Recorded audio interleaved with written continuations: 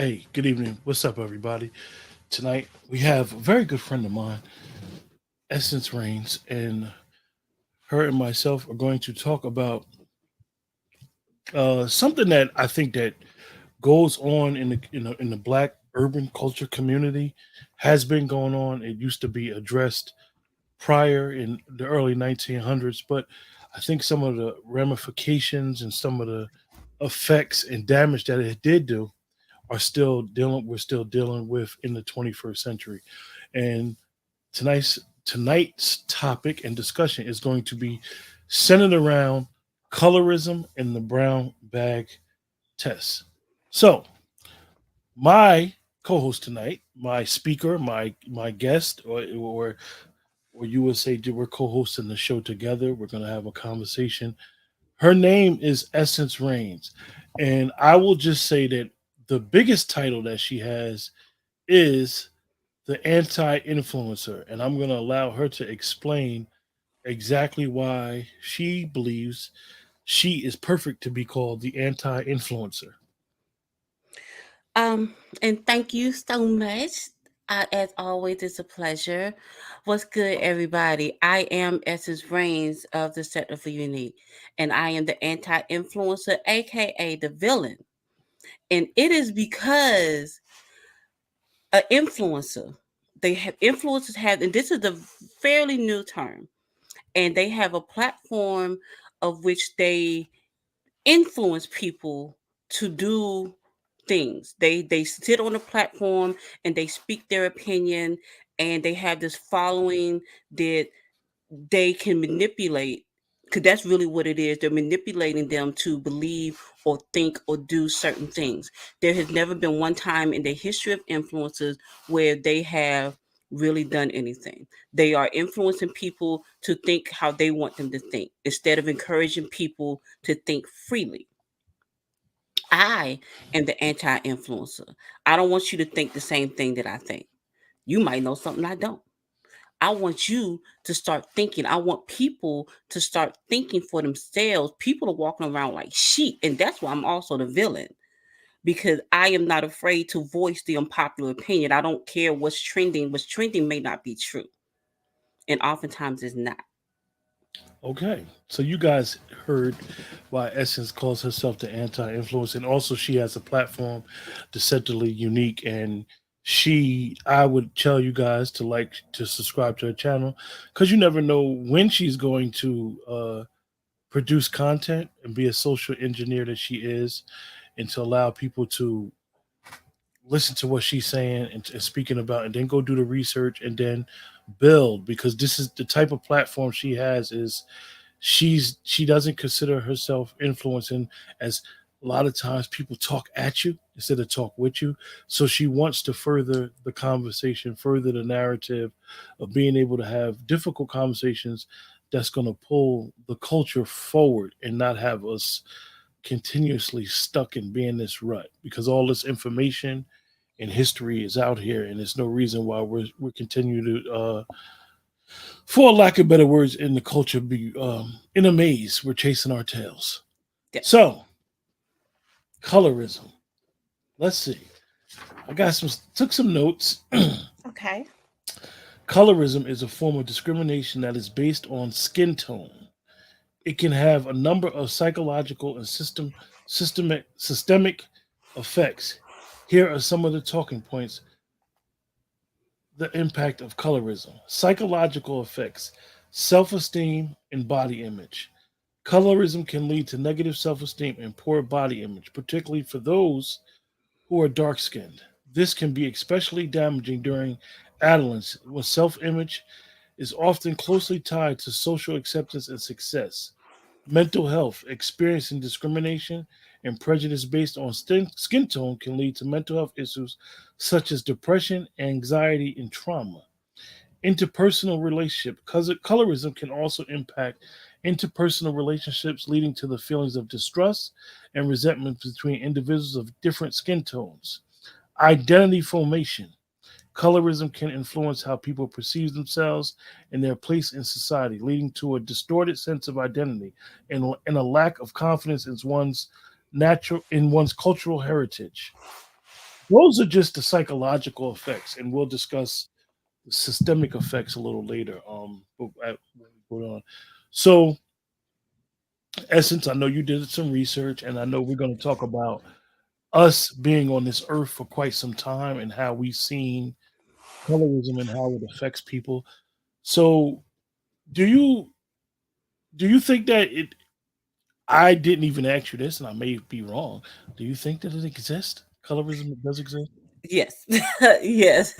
Colorism exists and it is very, very prevalent in today's society, more so, even more so than it was in the 50s, 60s, 70s. It is we're operating on autonomous motivation right now with the colorism, and we don't even realize it.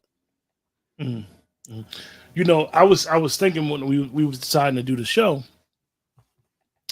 and I was thinking about when you start doing the research, and you start realizing how a lot of our entertainers and performers of arts, they they were fair, as we would say, fair skinned. See, this is the effects of colorism. The Hmm. wording we say, even with our hair, we'll say, "Oh, you got good hair." What does Good good hair. hair mean? Hmm. Everybody has good hair.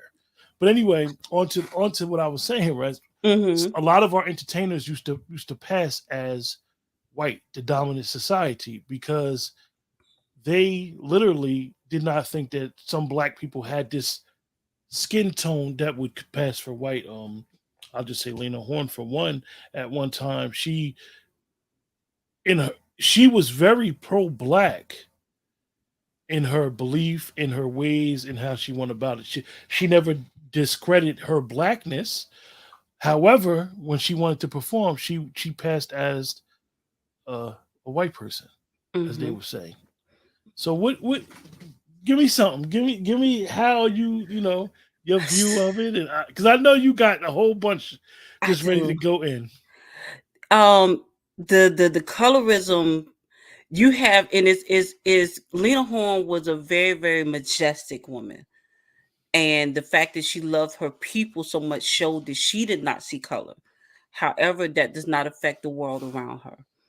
And I will tell you that darker complected women in that time frame were passed down because they weren't they did not want that image seen of black people. That's not considered pretty. To be dark, to be dark, good gracious, the verbiage, to be dark skinned, uh, to be a darker complexion, more melanation, it is not considered beautiful. Mm, And that is something that I had to learn myself because as a child, I thought that lighter skinned people were considered more beautiful. That's all you see.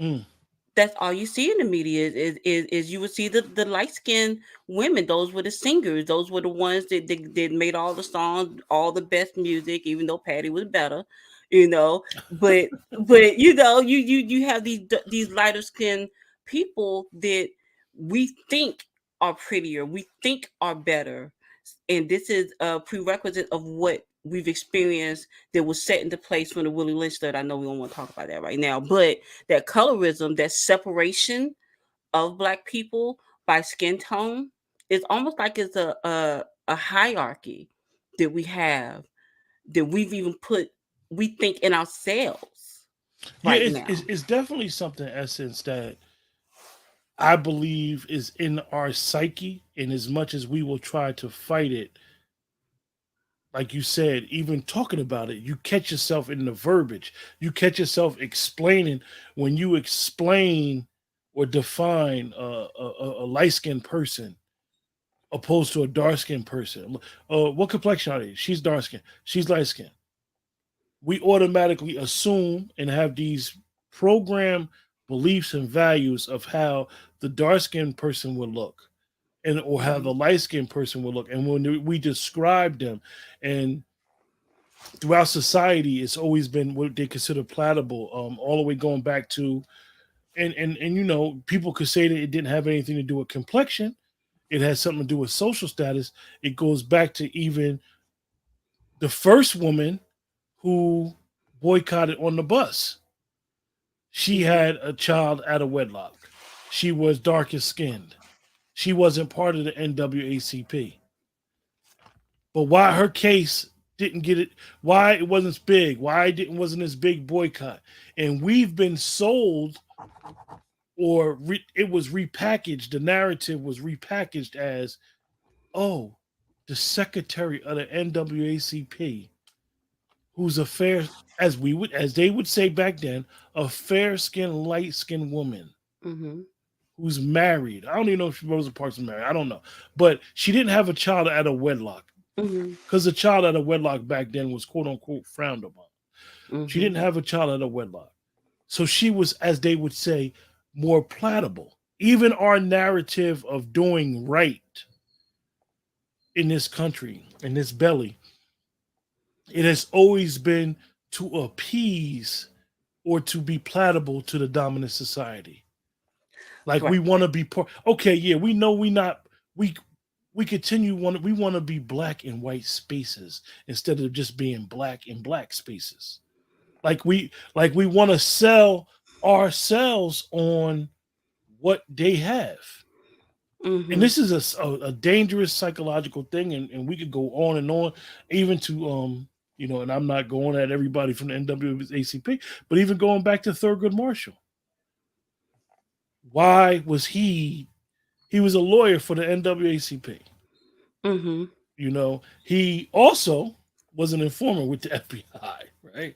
So Oh, I all didn't these know that. crazy things, Oh, you but just taught me something. I gotta go look the that up later. color, the skin tone of him was the selling point, because if you Mm-hmm. look all the way back, it's always as they would say, the light skinned guy, the red bone female, the person with the good hair. What good hair means has always been sold to mainstream America as the person that's plantable. Going back to Jack Johnson, yeah, he was black, but he was a Mm-hmm. dark skinned black man, and even Dick Gregory has said that the movie King Kong was made to demean Jack Johnson. Jack Johnson. And if you go and look at one of my videos when I was talking about Jonathan Majors, and I say stuff without saying it. That's what makes me deceptively unique. Anything that I put out is a whole lot more than meets the eye. Hmm. It is. It is. I like subliminals, and I'm glad that you were talking about what you described.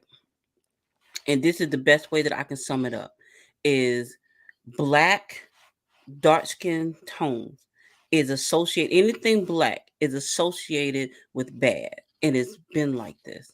Anything black, you got your mourning, you gotta wear black. Anything that's bad is associated with black. So like even back in the days, the cowboys and the Indians, the heroes will ride in on the white stallions, and the villains will be on the black.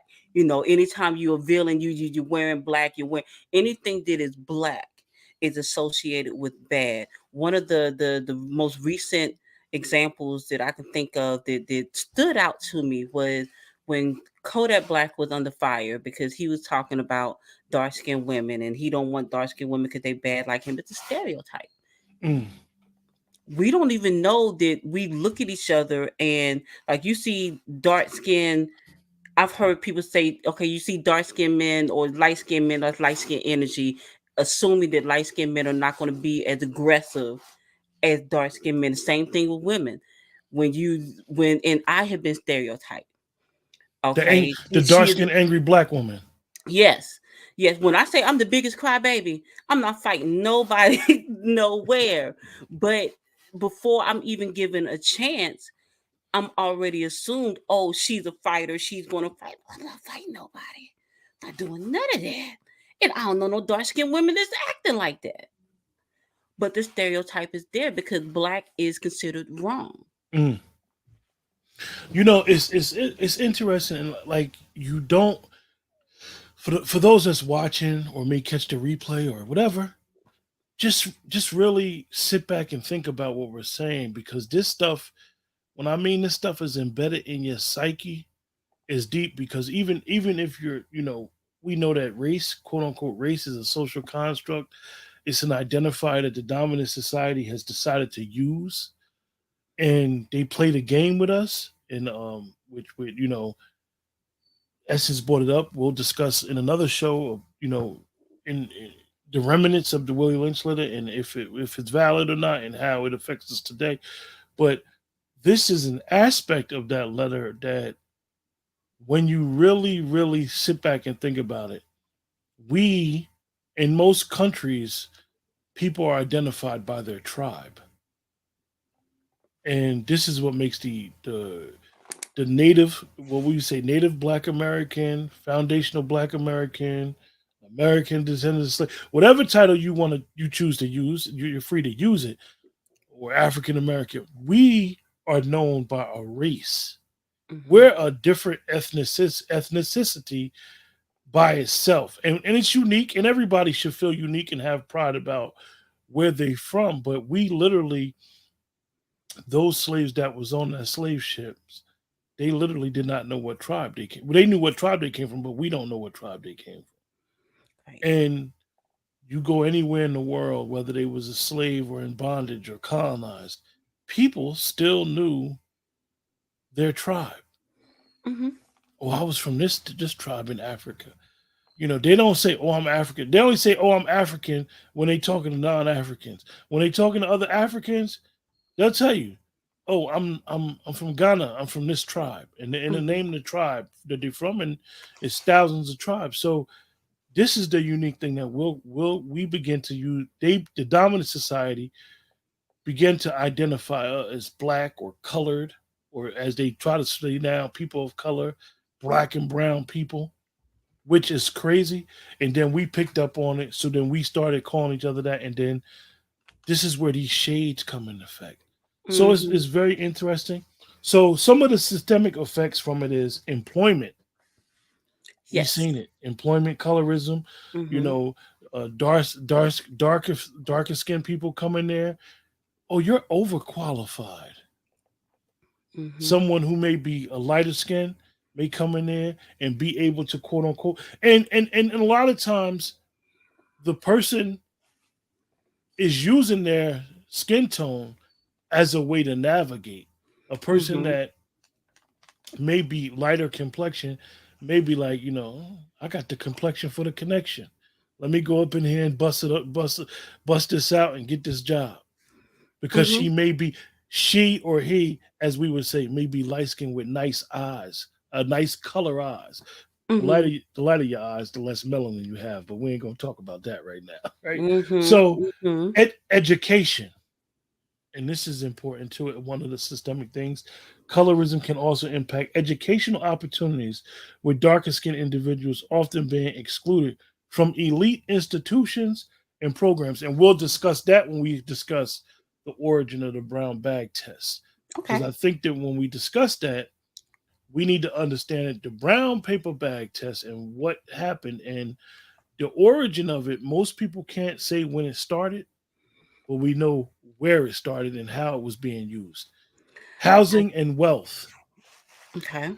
Um, if you go historically back into these elite societies, the blue vein people, Mhm. the people, they were very light skinned people, and they were of as people would say, the boule, the elite, the creme de la creme Mhm. of Mhm. the culture. And literally, if you were darkest skin tone person, you were looked at differently. Yes.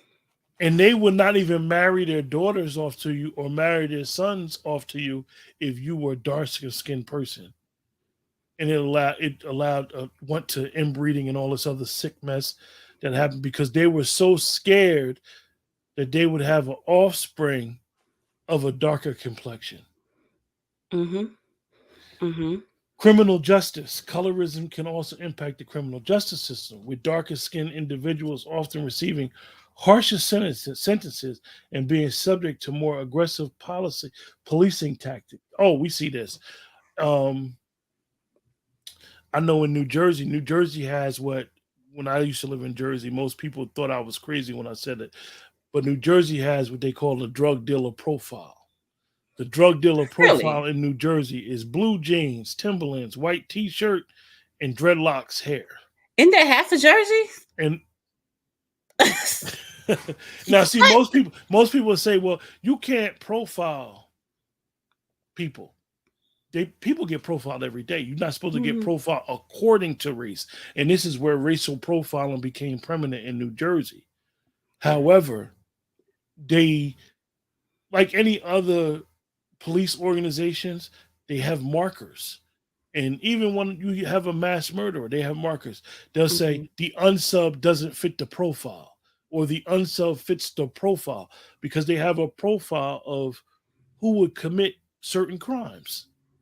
mhm. So they have a drug dealer profile. So this speaks about that, where you target uh, in a particular area street level dealers, and it could be based off of race, based off of clothes, based off of look. It's got to be based off of something. Yeah, uh, do this yeah. person have a job? Do this person go to work every day? Do this person have kids? Do this person got a family? So I think that this is so broad, and it happens so much that we don't even understand the impacts of how this social construct of race and colorism and brown people bag test has affected and destroyed our community. So that was just some of those things from the systemic effects. And I hate. I want to go back real quick to something you said that really stood out, and I want to explain what I've learned because I'm a work in progress. Like I am learning so much about what has been done to our people. We have never been debriefed from slavery, and there have been things, Say that again. events. We've never been debriefed from slavery ever, and they have erased our history. Now I'm gonna tell you some sneaky slime ball stuff that they did, and I don't have the specific dates. I just learned it, but the Census Bureau for the United States.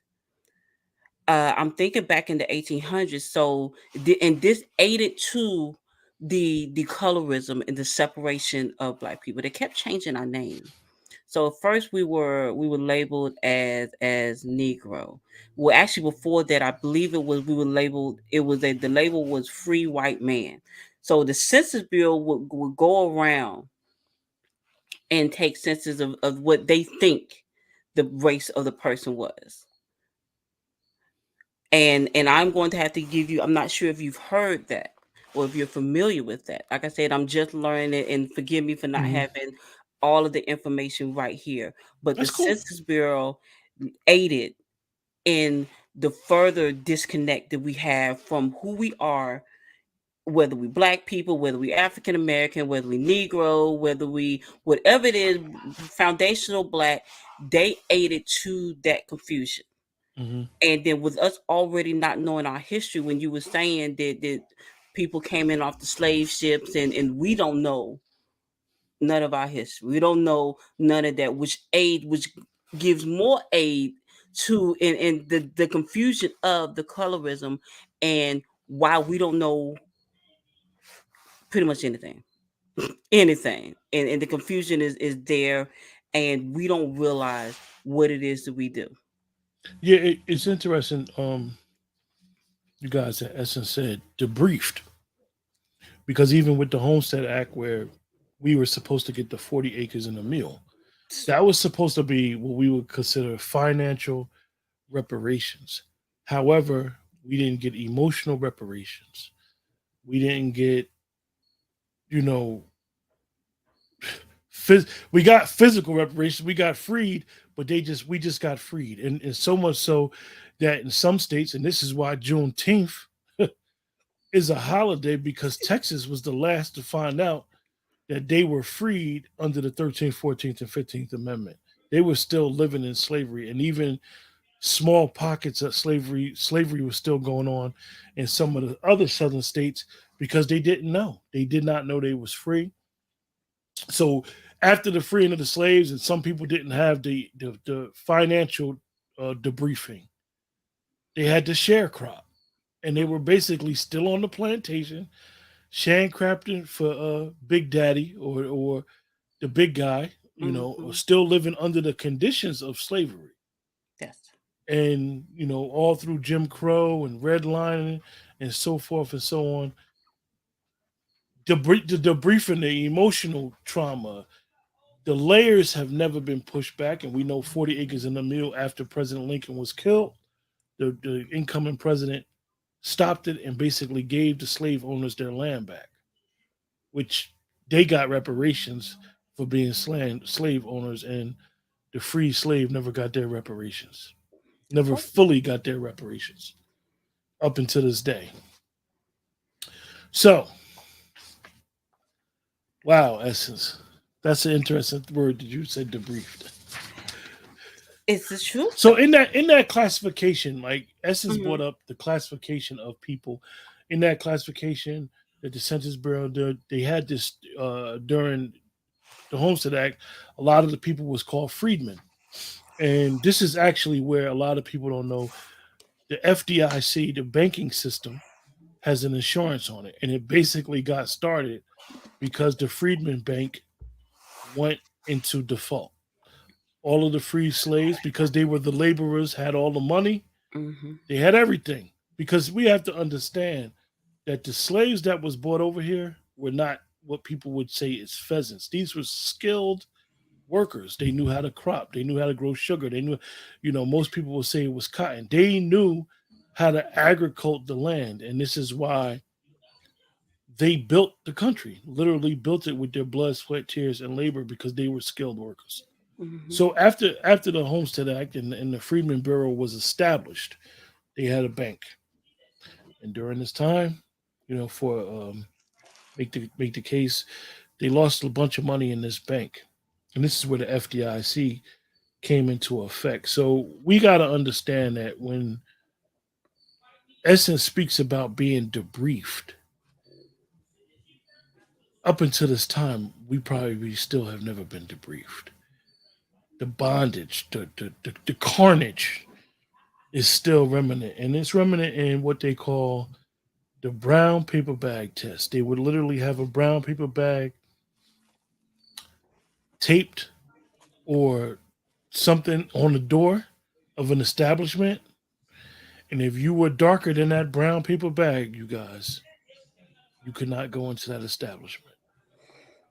And a lot of these establishments were black owned establishments. So when you hear everybody say, "Oh, support black business," they wasn't saying support black business the way we say it nowadays. Back then, they were saying, if you darken in that bag, don't come up in here. And this is really, it's really sad to know that this was going on.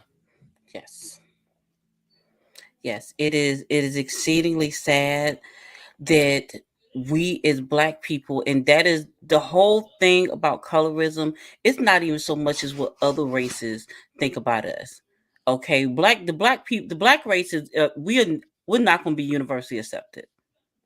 Okay, the colorism was implemented for us to be divided from each other, because if we are ever united as a race, it's going to be a problem, because we will quickly find out that we don't need, just like you were saying, we want to be black in black spaces.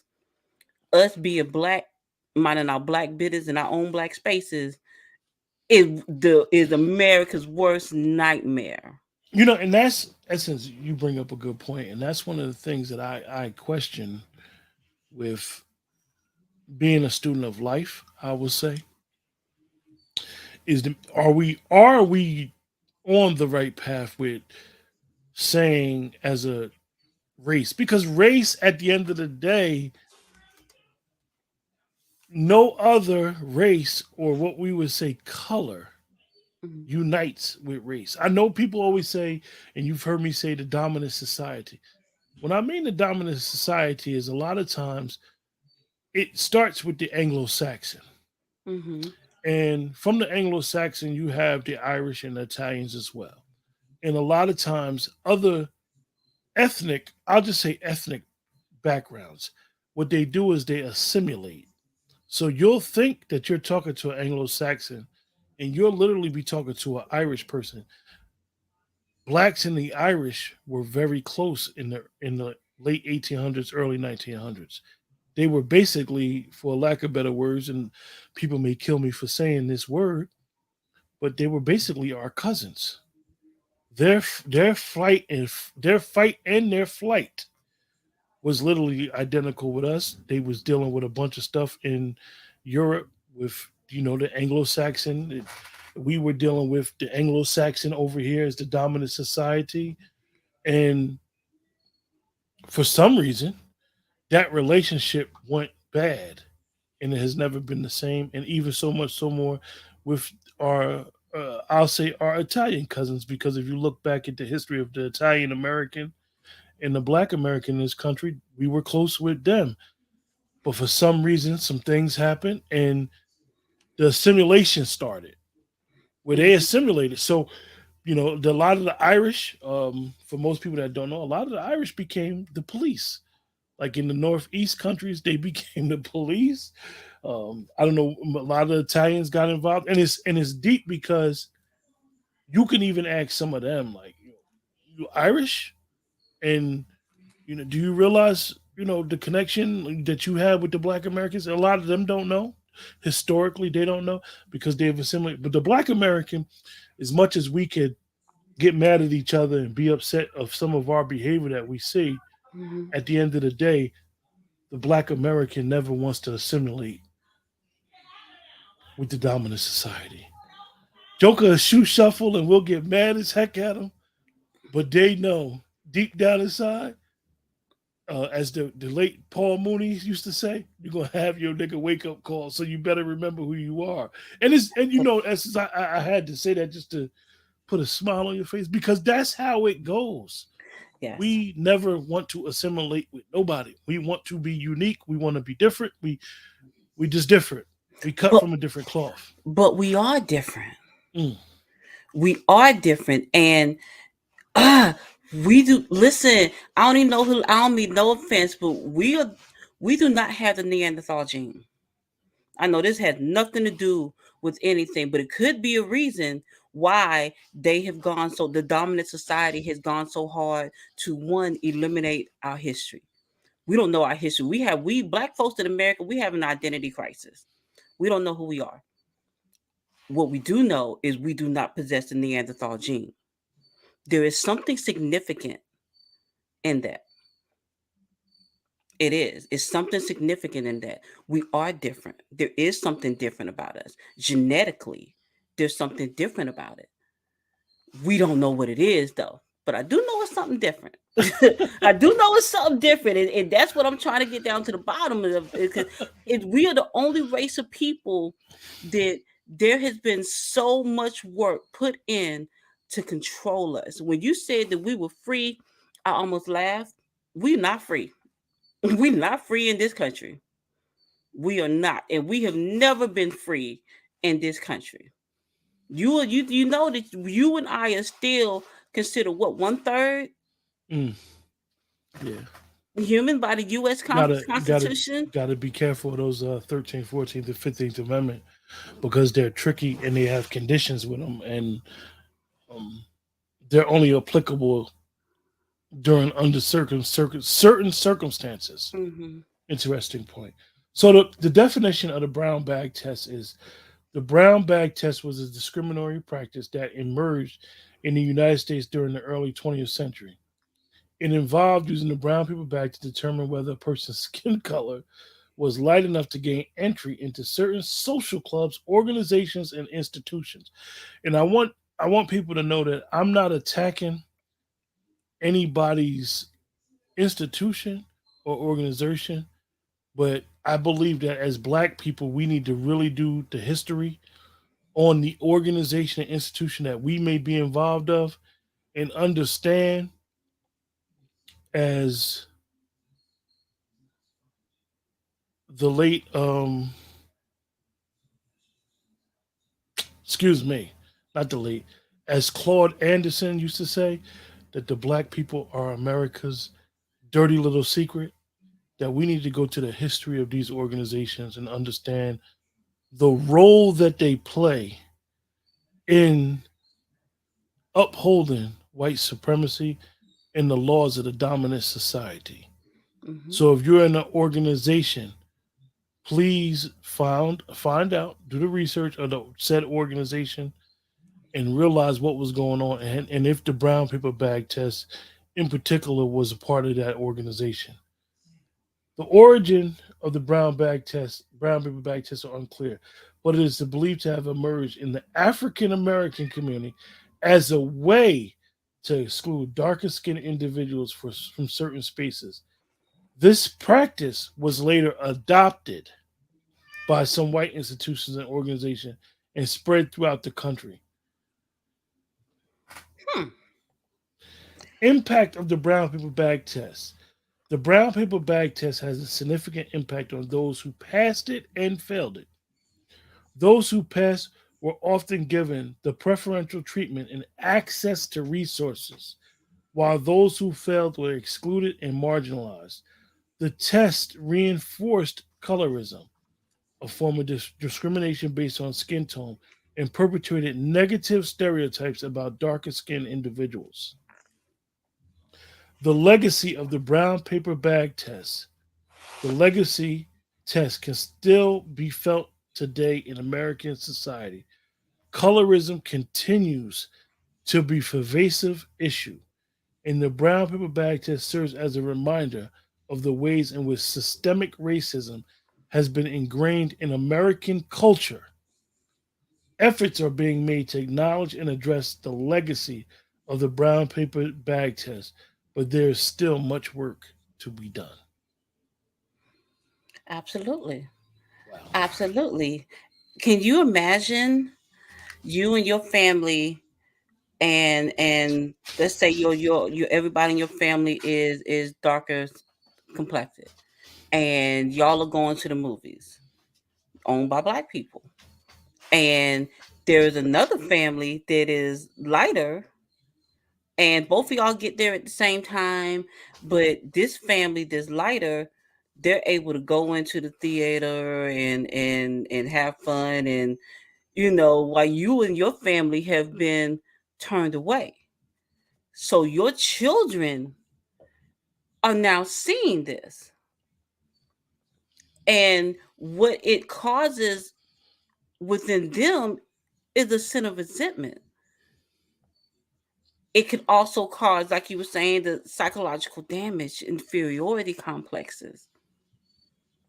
And this is what we did to each other, which is really, really sad. And this is stuff that continues now. It really has not stopped. It's gotten, in my opinion, it's gotten worse. Even though you cannot discriminate to the point where you leave people out, the discriminatory practices have reached, there is change now, so that, okay, well, she's not as Ice Spice, for example. Okay, beautiful young lady. She is really, really light. I will tell you that little girl ain't got no talent. Mm. She just got booty and she got that color, which is beautiful because she black. I think all black is beautiful. So On you the think other, you hmm, think that basically she's passing because of the complexion of her skin. yes, she has no talent. I'm a hip hop head. I love hip hop. I love good music. I'm not one of those people that, after something has reached after, when you get a certain age, you don't want to listen to all the young folks' music. Oh man, all that music trash. I'm not like that. I like good music, and I have tried to listen to her music because she's a young black woman. She is trash, but she is gorgeous. On the other end of the spectrum, you have Dochi, who is lyrically better by far. She can dance, like she multi-talented, writes her own stuff. Have you ever heard of Dochi? You're muted. Yeah, Okay, yeah. yeah. I've heard of Dochi, and we even seen it when the '60s and '70s music was ushered in, and James Brown, Nina Simone. They basically talked about being black and proud because they lived an era where if you were black you were looked at different, and in the colorism spectrum, it has always been presented, programmed, served to us as a lighter skinned person was more Mhm. palatable, Mhm. more talented. And we've seen many instances, the example you just used, where an artist will literally get green lighted quicker because of their complexion, Mhm. their sexuality, their height. It's always a bunch of stuff instead of just pure talent. But for this particular show, the complexion, as they say, the complexion for the connection. Mhm.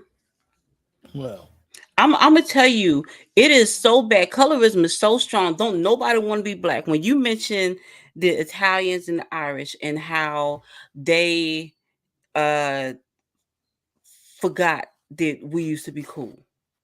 It's because don't nobody want to be black. Don't nobody want to be associated with black. When you look at other countries, when they are advertising for visitors for their country, it can like Polynesian country, anything like that. If they're their spokeswoman, spokesman, they are the lightest complexion every that you can and find. that's just not in America. Hmm. Like you said, you dealing with other countries and you see it. Like I remember one time I knew this African brother I was real cool with, and he literally did not know. He knew it was black people in America, but it basically wasn't on the brochure. It wasn't served. So when he got to America, he basically said it was a culture shock. He didn't know it was black people like this, black people disenfranchised in jails, institutions. Basically, as he would say, living. He knew about living out in a village, but he said the hood was his village, and he was able to, as he said, felt comfortable. But that he was sold the American dream was sold the white family or the Hmm. mixed race family for nowadays, because back then, this was 25 years ago when we had this conversation, but even today, now they do the mixed family. They don't show the black Yes. husband and wife. They'll No. show a black man with a white woman that's platable, or a white man with a black woman. They don't Yes. show the black family in the images, and this is what Dr. Cosby tried to do with his shows, was show that it is a black family that's functional, that's not dysfunctional, that's Hmm. educated, that's teaching their kids right, teaching people to go to college. And you even see we've gotten so far away from it that we don't even see that on our shows now. No. Any show that I was a couple weeks ago, I was going over some stuff with Shamar Moore, and he Hmm. was talking about he was the only lead black actor in a show. And he is the only lead black actor on network TV, Okay. male, Okay. for SWAT. That's crazy. That is Like crazy. one person? That is again is black is associated with bad. That is the stigma that we have, and the darker you are, the worse people are going to look at you. Anything, everything is black is always associated with bad. Nobody wants to be like that. Nobody wants to have that on the show. It's not marketable. It is, but it's not marketable.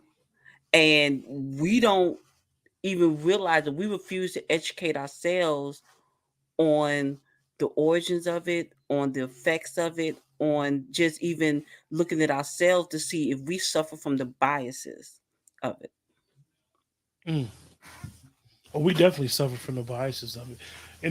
And because it's so embedded in our psyche, we have to be very, very careful not to practice it in our daily life. Like you said, a person could be going to the store and you see a darker person, and now people go too far. You'd be like, oh, he had a hoodie on. He looked it suspicious. What does Yes. looked it suspicious mean? They Because look we black. have these preconceived stereotypes. If you got to go somewhere where you see somebody that looks suspicious, maybe you shouldn't go there. But if you go into places that look suspicious or somebody looks suspicious, I went to an establishment this weekend, and every time I go in here, I literally get frustrated. And I was doing some traveling, so I got going this spot, and it's been almost last October was the last time I was there. Mm. So I go and I got to use the bathroom. Mhm. Oh, they got the bathrooms locked. I'm pissed. This is a Okay. public store. Right. The transition store. It's got gas outside. So this is a public store. I don't even want to mention the store because everybody knows that I go on about this store. Okay. So the bathroom is locked. So then I go to the young lady because I gotta use the bathroom. I done traveled, I done drove. Ask the young lady, I need to use the bathroom. So she's giving me the speech while the bathroom is locked. So she's like, yeah, we keep the bathroom locked because of the homeless people, the drug addicts, this, that, and the third. I said, where you live at? So she lived about 10 miles from there. I said, these are people. Mhm. I said, you lock in the bathroom for your people. Regardless of who they are and what their living condition is, these are people. Mhm. So now, she let me in. She would take it as sarcastic. I said it being sarcastic, but I wanted her to think like, you know, I get what people do in the bathrooms. You got somebody washing up in the sink, whatever somebody's going in the bathroom to do. I don't want to be the type of person that's going to be judgmental because you don't know a person's condition and you don't Right. know what condition you may be in tomorrow. Right. Right. So I come out of the bathroom. So now I want a soda. Right. Mhm. So I go to the fountain. I get the soda, which I shouldn't have been drinking, get my ice. Right. So as I'm getting the soda, I come out. I'm like, damn, I got this nice soda. It's no straw. Now I'm tripping. I said, it's no straw. Okay. Okay. I'm like, what the hell? So now I'm going to go pay for the soda because now I'm reserved. I'm gonna just have to drink it like this. Okay. Okay. I get to the counter. The young boy give me the straw. I says, bro, y'all got straws behind the counter? He said, yeah, we can't leave them out.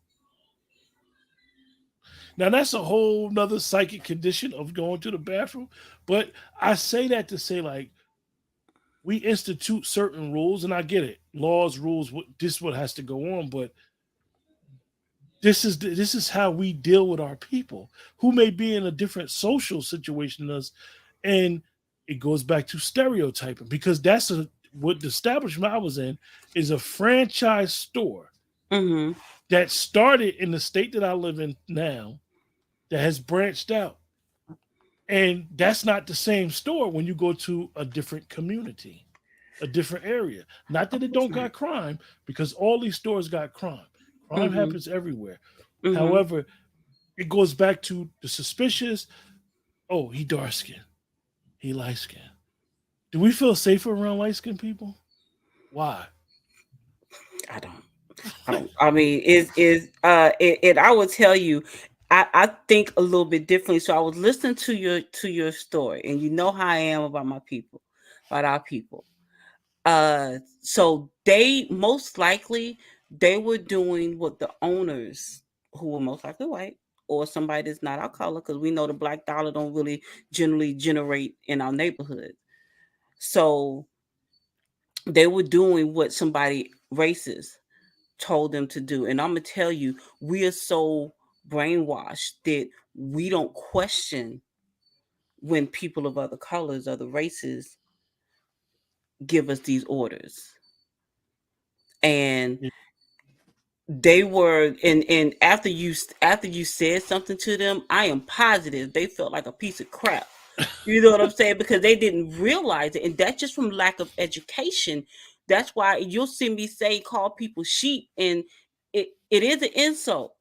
I am insulting people. I don't want people to think otherwise. Yes, I'm insulting people because people do have the ability to think for themselves. Yes, I understand to a certain extent people have to be led, but people we don't have to be sheep like that. And that sounded like some real live sheep type stuff.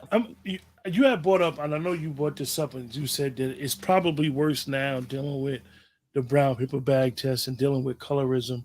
It's probably worse now than it was back then. And one thing I did notice about a lot of our light skinned brothers and sisters is they are, how can I say this?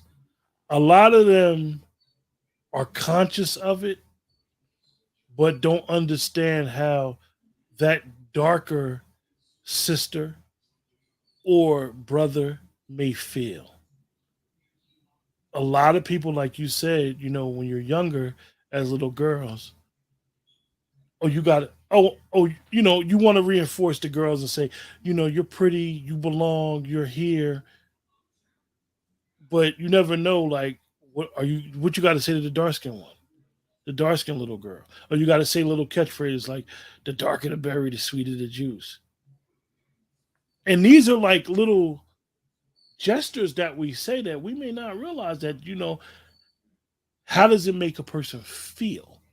So when we talk about the trauma of it is when a person's going through it, how did you make them feel?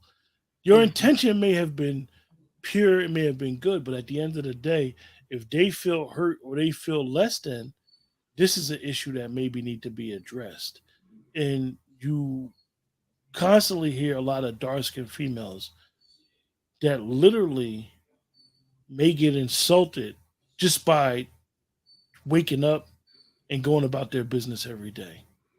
Yes. That they're not light enough, throughout the day, or light enough to get through the day because they're always being passed over, even by, as we would say, the ideal man.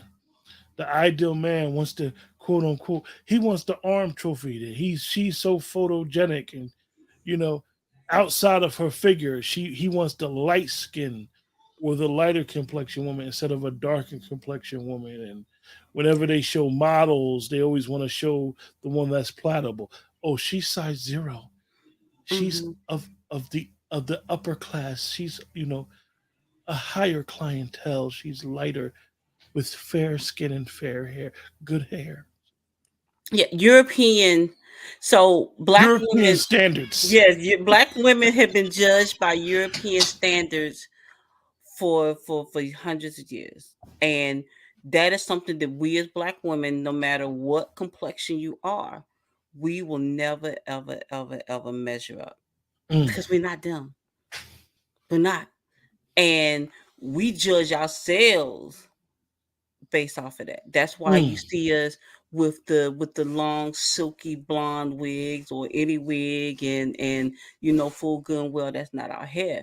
We are literally out here damaging our hair for fake hair to mm. live up to a standard that we could never possibly live up to. Like we are literally going under knife to get booty that we already had because we try to keep up with another race of women that's getting booty to look like us.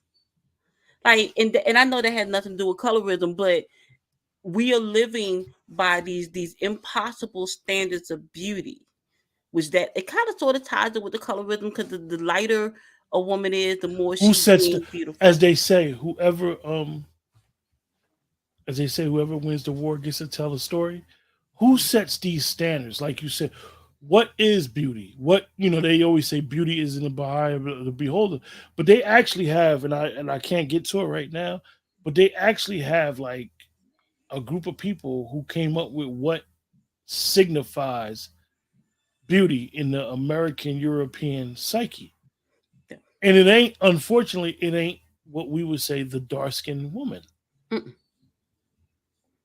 mm-mm, mm-mm. A black woman has to, a dark skinned black woman has to be overly beautiful in order or to stand or out. And or, even or then, be overly sexual. yes, more so that than overly beautiful in today's society. Now, back in the days, she had to be overly beautiful. Now, with the hypersexualization of the black woman, yes, the more ratchet the black woman is, the more attention she's going to get, and that's another sign of this. Like it's just we just we are so, and this is something that we're doing to ourselves at this point, and don't even realize that we're doing it. The colorism is being continued and being fed by us. Black Mm. people don't even realize the impact that we have on this world. We Black Americans are so very, very powerful. We control so many standards. If it's trending, we have done that. If it is making top dollar, we have done that. Black people do not understand our importance, and that's why there is so many things such as colorism that is put into place to keep us divided. Like that is what is going on right now. The whole purpose of colorism, and we don't even realize that the origins are there, but they're not there. Our history is there, but it's not there. Everything is designed for us to be divided. The man, the race that does not know their history is doomed to repeat it, and we don't know our history. We don't know why we're doing the stuff that we're doing right now. We're not even following tradition. We're doing everything we can to get away from tradition. So with a little bit of history we had, we're not even gonna have that in the next 10 years.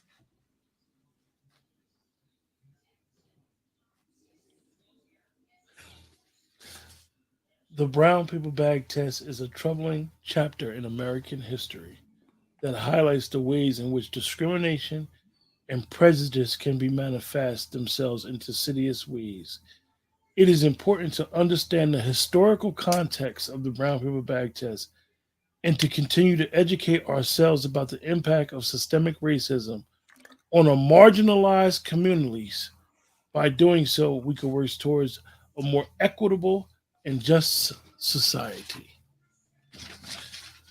Essence, do you have any final thoughts? Black people, pick up a book. Pick up a book. Pick up a book. Put TikTok down and start reading.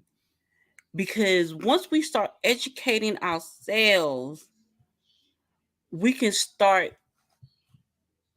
working on our behavior. We have to start working on us first. Colorism is real and it's being fed by us right now.